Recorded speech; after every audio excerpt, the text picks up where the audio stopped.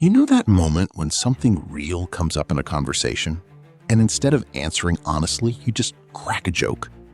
The room laughs, the tension disappears, and the conversation moves on like nothing ever happened. If that sounds familiar, you're not alone. A lot of us have become really good at using humor like a quiet escape hatch. It looks light, it feels harmless, but underneath, it's doing much heavier work than most people realize. On the surface, it just seems like you have a quick wit. You lighten the mood. People like being around you because you're fun. But if you pay attention, you might notice how often the joke arrives right when the conversation starts to feel a little too close. Someone asks how you're really doing? Joke. A friend shares something vulnerable?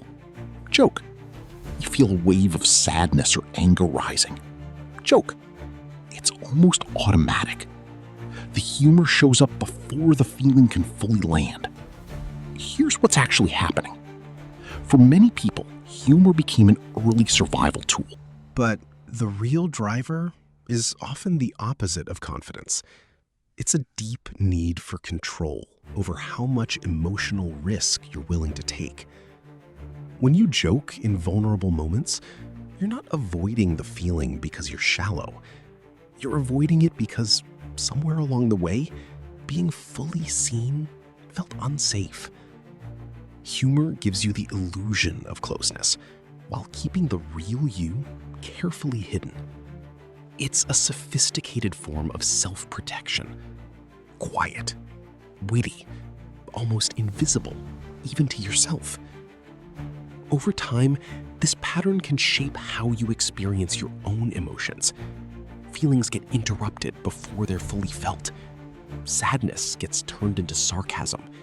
Anger gets softened into irony. Even joy sometimes gets joked away, so it doesn't feel too big or too exposing. You end up living in this strange middle space, surrounded by laughter, but quietly carrying emotions that rarely get to see daylight. This isn't about being fake. Many people who do this are actually quite sensitive. They feel things deeply. That's exactly why the defense developed in the first place. The more you feel, the more you needed a reliable way to manage how much of it showed. Some grew up with emotionally unpredictable parents, where showing real vulnerability could be met with criticism or dismissal. Others learned it in school or friend groups, where being too serious made you a target. Humor became the way to belong without being fully known. And the mind is clever. It turns protection into personality. What started as a shield slowly becomes part of your identity, the funny one. The person who never takes things too seriously. But inside, you might sometimes wonder why certain conversations leave you feeling hollow, or why it's so hard to let someone see the version of you that isn't smiling. So when you catch yourself turning a real moment into a punchline, it's rarely random.